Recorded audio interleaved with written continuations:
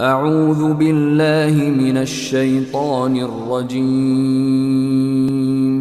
بسم اللہ الرحمن الرحیم کہ چونکہ جو احادیث آئی تھیں مہدی،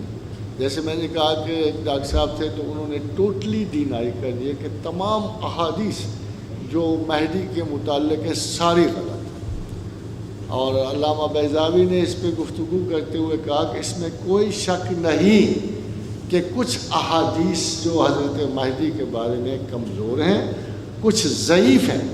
مگر کچھ حسن اور صحیح احادیث بھی موجود ہیں، اور ان حسن اور صحیح احادیث کی تعداد 50 کے قریب ہے۔ اور ہم دیکھنے کی کوشش کرتے ہیں کہ مینلی سارا کنفیوژن یہ ہے کہ مہدی کی احادیث میں جو ایریا لوکیٹ کیا گیا ہے اور جن خاندانوں کے نام لیے ان سے ہم اور آپ واقف نہیں ہیں۔ ہم جو یہاں کے لوگ ہیں ہمیں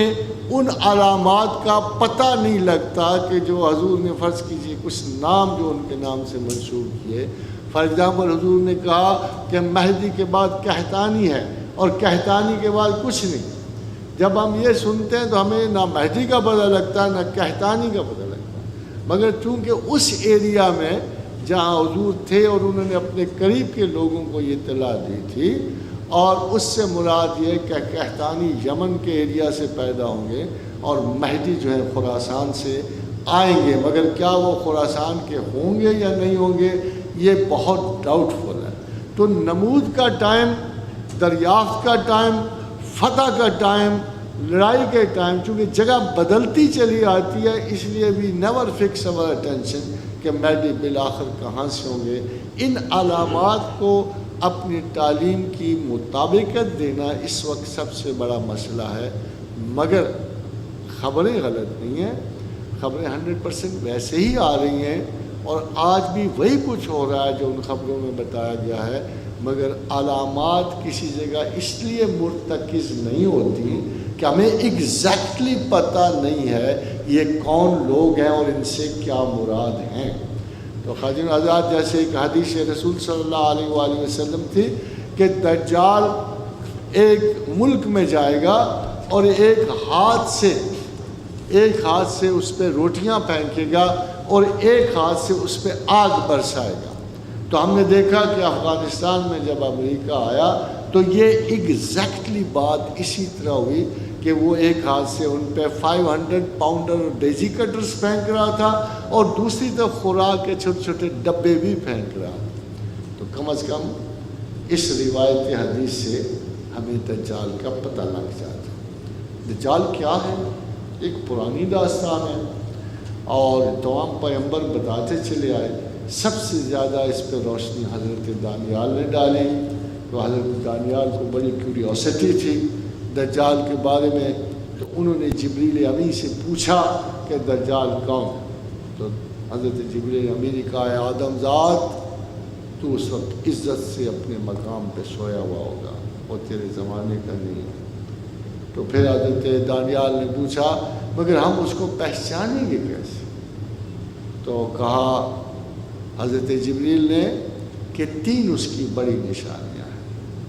اور 3 نشانیوں میں ایک نشانی یہ ہے کہ انسان اجرام فلکی میں در اندازی کرے گا۔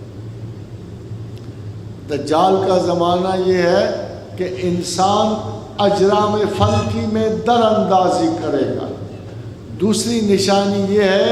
کہ اجاڑنے والی مکروہ چیزیں نصب کی جائیں گی، اجاڑنے والی مکروہ چیزیں نصب کی جائیں گی۔ پہلی نشانی یہ ہے کہ انسان اجرام فلکی میں در اندازی کرے، وہ مارس پہ پہنچے گا، چاند پہ پہنچے گا، وہ کاسمالوجی کا ایک اسپیشلسٹ ہے، مختلف سٹارز میں اترے گا جائے، وہ اس کائنات کو پھرولنے کی کوشش کر رہا ہوگا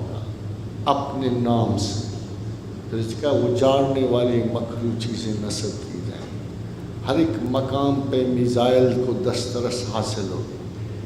ballistic missile, intercontinental missile, کائنات کی اس زمین کی تباہی کے لیے اجاڑنے والی چیزیں، مکروہ چیزیں نصب کی۔ اور تیسری کا تعلق ہم سے، دائمی قربانی دنیا میں صرف ایک ہے، اور وہ ہے کعبہ مقدس میں جو حاجی جا کے لیتے ہیں. عرصہا عرص اور کرنہا کرن سے اگر کسی در و دیوار میں جا کے آپ قربانی کر رہے ہو